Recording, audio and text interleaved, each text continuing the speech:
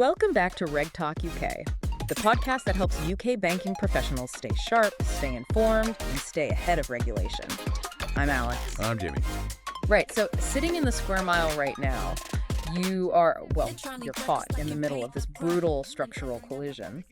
On one side, you have the Treasury desperately ripping up the rulebook. Yeah, trying to find that £100 billion in lost economic growth just to revive a really anemic economy. Exactly. But then pulling with the equal force in the complete opposite direction, you've got the PRA and the FCA digging their heels in. Right, demanding bulletproof capital buffers and, flawless operational compliance, which leaves retail banking professionals in a highly precarious position. It really does. I mean, for the last decade, the industry has relied on this sort of comfort blanket of mechanical tick box compliance. Yeah, you followed the baseline rules, met the industry average, and you were generally safe. But that era is officially over. The regulators are pushing the sector toward firm-specific risk assessments. So the burden of proof is shifting entirely onto your shoulders now, which is why we need to map out this week's briefing for you. Right, we're unpacking Chancellor Rachel Reeves' major overhaul of the Vickers-era ring fencing regime. And we'll explore the PRA's newly finalized 2027 capital roadmap, which finally kills off mechanical IRB benchmarking. We're also looking at a highly aggressive data sharing pact between the FCA and OTSI targeting sanctions breaches, plus a crackdown on financial promotions. And we'll finish up with this wild story involving a Google engineer, unreleased internal data, and a prediction market sting. So the through line here is undeniable. We are moving away from generic regulatory cover. If you sit in strategy, legal, or compliance, you have to know the specific mechanics of your own vulnerabilities. Because the regulators certainly will. Let's start with the macro problem driving the Treasury's panic, that £100 billion growth gap. We have a stark new report from BCG this week detailing the UK financial sector's lost productivity edge. The numbers are staggering, actually. If our financial sector had just maintained the trajectory it was on 15 years ago, before the post-crisis regulations truly bid, it would be 40% larger today. Wow, 40%. So we are talking about £66 billion in direct output that simply vanished. Exactly, representing £100 billion in lost value to the wider UK economy. And you see the mechanics of that stagnation clearly in the structural comparisons with the U.S. Right. UK banks are currently running a liquidity coverage ratio, the LCR, of around 152%. Yeah, whereas in the U.S., they operate quite comfortably between 120 and 140%. And look at the common equity tier 1 ratio. The UK is sitting at 15.4%. compared to 13.4 in the U.S. Basically, the UK banking sector is hoarding capital. We are insulating the system against every conceivable shock, but we're doing it at the direct expense of lending and growth. And the human cost of that extreme risk aversion is where it gets really painful for bank balance sheets. Since 2009, compliance headcount across the UK sector has spiked by 500%. 500%. Right. While over the last 5 years, assets per employee have completely flatlined. Yeah, we have hired literal armies of people to mark homework and check boxes. Meanwhile, across the Atlantic, U.S. banks are seeing their assets per employee grow at 1% annually. So, the Treasury's lever to fix this is Chancellor Rachel Reeves' targeted easing of the ring fencing rules. Right, so to understand the easing, we have to remember why the ring fence exists. It was designed to physically separate everyday retail deposits from the volatile casino of investment banking. But the Treasury has concluded that the pendulum swung too far into stagnation. Under Reeves' new rules, those protected retail arms will now be allowed to lend directly to government-backed entities like the National Wealth Fund and the British Business Bank. Which fundamentally changes the risk appetite on a structural level. It does. But perhaps more importantly, for day-to-day operations, ring-fenced retail banks are now legally permitted to share services with their non-ring-fenced counterparts. And they can use far more sophisticated hedging strategies to drive down their wholesale funding costs. The Treasury is incredibly optimistic here. They are openly briefing that this targeted easing should unlock an £80 billion boost in lending to UK businesses. £80 billion. I mean, I'm going to challenge that figure right now because it feels like political wishful thinking.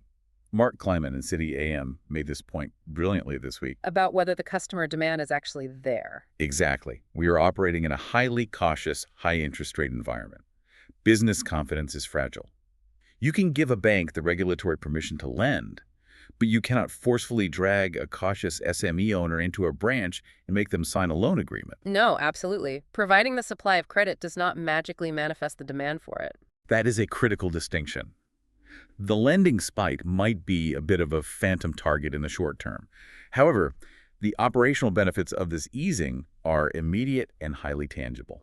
When the rules say you can now share services across the ring fence, you suddenly have a mechanism to slash those massive duplicative compliance and IT costs we just talked about. Yeah, you don't need two separate procurement teams, two HR systems, or two isolated data centers anymore. And we are watching that exact industrial logic reshape the high street as we speak. Lloyds and Santander are aggressively pulling the plug on legacy brands. We are seeing the slow death of names like Halifax and TSB. Because maintaining multiple core banking platforms is basically financial suicide in a low-growth environment. By consolidating under one brand, you eliminate redundant tech stacks. Right. The strategic vision is to abandon the old model of selling siloed products like a standalone Halifax mortgage and move to a unified platform. Exactly. That allows the bank to leverage scaled customer analytics across their entire book, significantly improving their efficiency ratio. But, I mean, if you're sitting in retail strategy right now, staring down a 2026 migration deadline, this is an absolute minefield. Oh, the conduct risk of migrating millions of retail customers from a legacy brand to a parent platform is terrifying. We all remember the TSB IKEA meltdown in 2018, where nearly 2 million people were locked out of their accounts for weeks. How do these banks execute these massive tech migrations without triggering service blackouts? Or a wave of regulatory complaints from retail customers who feel they've been subjected to a corporate bait and switch.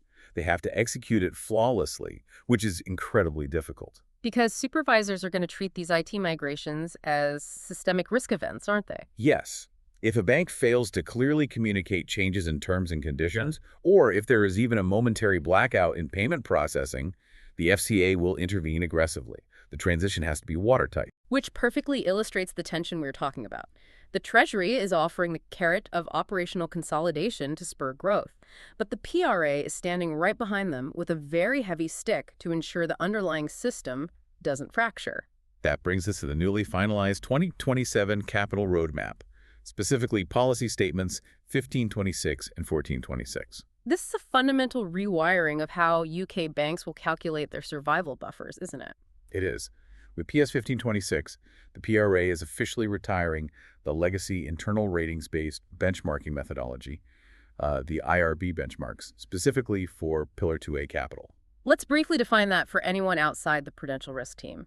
Pillar 1 is your baseline capital requirement. Right, and Pillar 2A is the bespoke, idiosyncratic buffer a bank holds for risks that Pillar 1 doesn't fully capture, things like severe credit concentration or specific operational risks. And historically, you could use these mechanical IRB benchmarks as a handy sort of standardized safety net to calculate that buffer. Exactly, but the PRA has decided that safety net is actively distorting reality.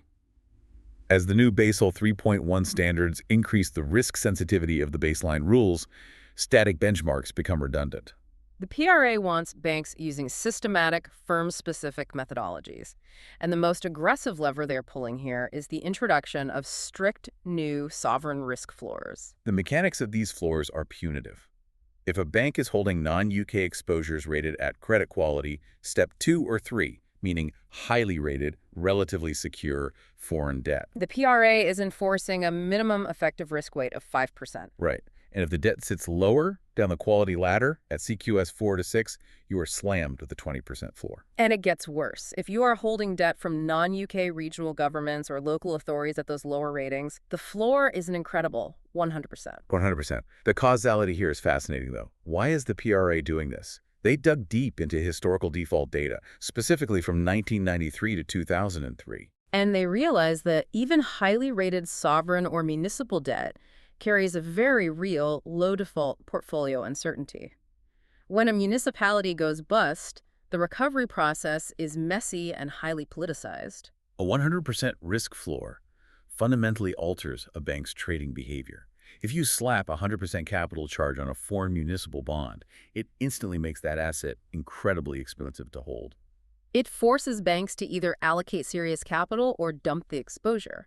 But they have included a very technical carve-out to prevent double charging the banks, which is the FCSM exclusion. The financial collateral simple method, yes. If a bank has an exposure that is already secured by collateral, and that collateral is recognized through the FCSM, they don't have to apply this new systematic add-on. The logic is sound. If the collateral haircut is already mitigating the risk, enforcing an additional capital floor would lead to severe overcapitalization. Which shows the PRA is willing to be pragmatic.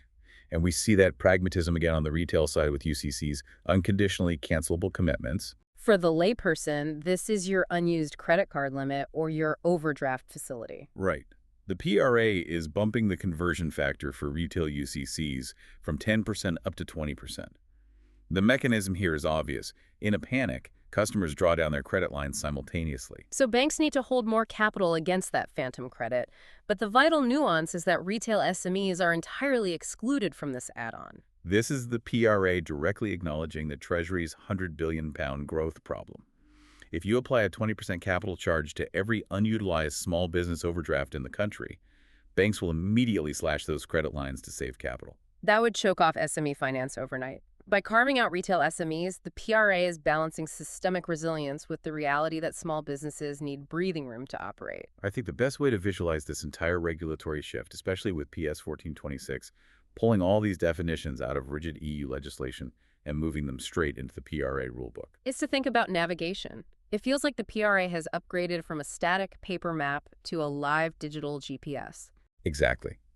Under the old CRR legislative rules, if a definition of a financial product evolved, regulators had to wait for an act of parliament to change the rules. Now, the PRA owns the definitions natively. They can update the regulatory perimeter instantly in response to market shocks. And the direct consequence of that regulatory agility is that there is absolutely nowhere for a bank's risk department to hide. Without mechanical IRB benchmarks, the burden of proof falls entirely onto a firm's ICAP. The internal capital adequacy assessment process. You cannot just point to an industry average anymore. You have to build your own stress scenarios, run the analytics on your specific portfolio, and prove to the supervisor that you understand your own idiosyncratic risks. If you're finding this useful, don't forget to follow Reg Talk UK on Spotify or subscribe on YouTube. It really helps us reach more banking professionals like you.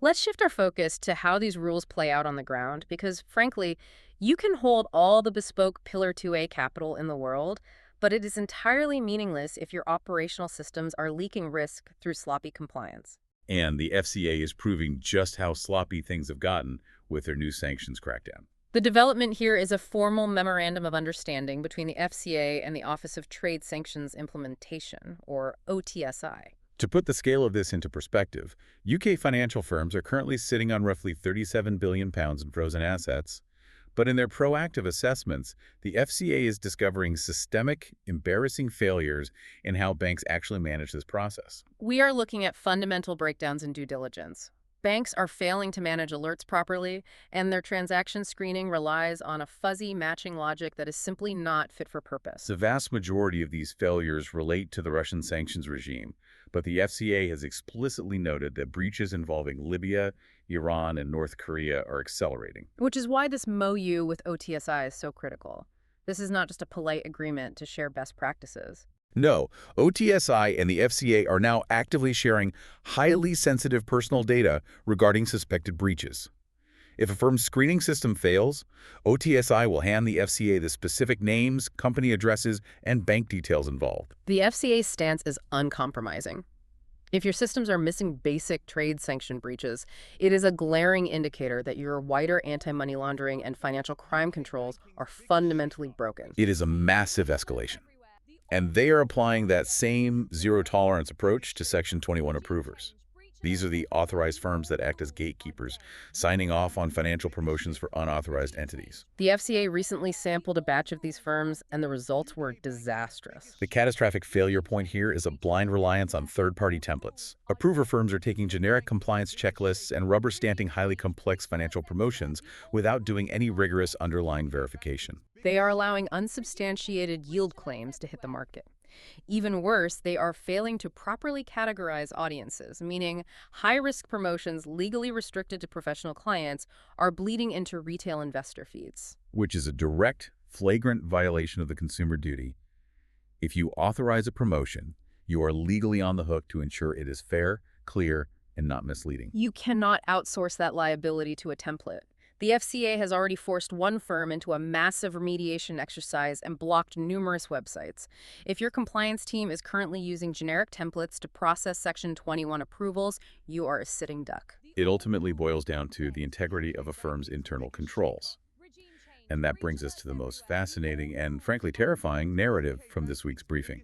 We are seeing a fundamental shift in where the true threat of market abuse actually lies, driven entirely by internal data access. Let's contrast two stories that hit the wire this week to illustrate this.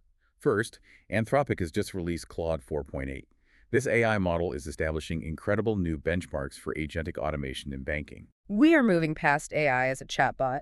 These models are now capable of executing complex back-office reconciliations and deep customer triage. The tech is getting smarter. But human vulnerability remains the absolute weakest link, which brings us to the Polymarket arrest. The case of Michele Spagnuolo. For those who haven't seen this, Spagnuolo was an information security engineer at Google operating online under the alias Alpha Raccoon. And he was just arrested by the FBI for making $1.2 million on the blockchain prediction platform, Polymarket. The mechanics of the crime are wild.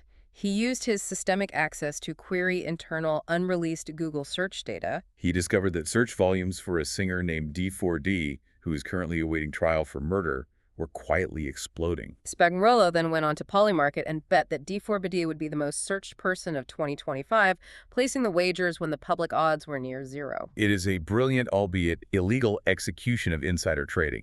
He didn't use corporate earnings or merger data. He used cultural search metrics. But when we apply the mechanics of that crime to the retail banking sector, the implications are chilling.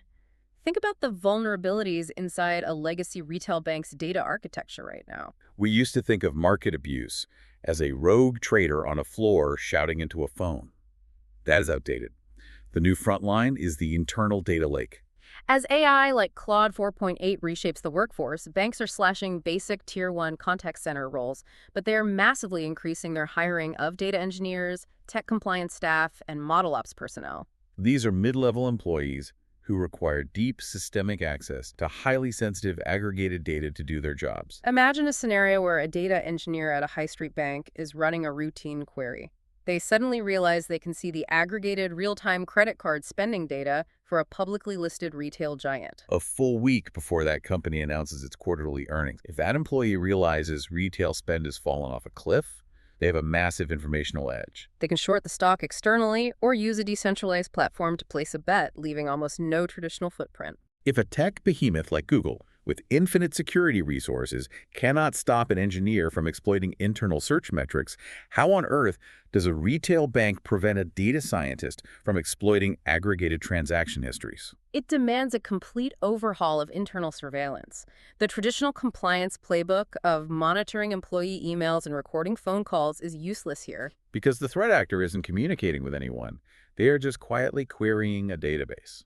Banks are going to have to implement highly sophisticated AI-driven monitoring of internal query logs to understand exactly why an employee is accessing specific data sets. Let's pull all these threads together and recap what we've covered. It is a complex landscape this week. The Treasury is trying to engineer an £80 billion lending boom by easing ring-fencing rules, which is simultaneously accelerating the death of legacy brands like Halifax as banks consolidate their tech stacks to survive. Meanwhile, the PRA is stripping away the safety net of mechanical capital benchmarks, forcing banks to justify their own bespoke ICAP buffers while navigating punitive new 100% sovereign risk floors. And the FCA is tightening the operational noose, sharing granular personal data with OTSI to punish sanctions failures and heavily penalizing firms that rely on lazy templates for financial promotions. So, what is the actionable takeaway for your teams this week? First, if you are in the risk department, your 2026 ICAP preparation needs to involve a brutal, honest Basel 3.1 impact assessment. Because you cannot hide behind an industry average anymore. Second, if you sit in compliance, audit your Section 21 approval processes today. If you find rubber stamped templates, rip them up. And third, look at who holds the keys to your internal data lake. The front line of market abuse is inside your own building. The transition from static compliance to dynamic, verifiable risk management is not coming. It is already here. It is. And I want to leave you with one final, very provocative thought to mull over, drawn from that BCG report we discussed earlier. We highlighted the 500% spike in compliance headcount since 2009. But BCG is not just diagnosing the problem, they are actively designing a radical solution.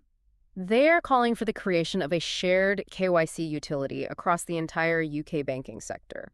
They want to completely federate beneficial ownership verification and real-time AML screening. And they expect a design spec to be published by Q1 of 2027. The mechanics of a shared utility would fundamentally alter the industry. If the major banks stop hoarding their own fragmented compliance data and actually pool their threat detection AI into a single federated database, the duplication of effort vanishes. The efficiency gains would be astronomical. But astronomical efficiency gains are always paid for in jobs. Think about the thousands of staff currently employed just to manually verify identities and process routine alerts. If this federated data utility becomes a reality, the mechanics of basic compliance become entirely automated. So consider this. If the sector successfully pools its AI by 2027, will your current regulatory role even exist in 3 years? Or will the very function you manage be automated out of existence? Food for thought. That's all from us this week. Thanks for listening to Reg Talk UK. Until next time, stay sharp and stay compliant.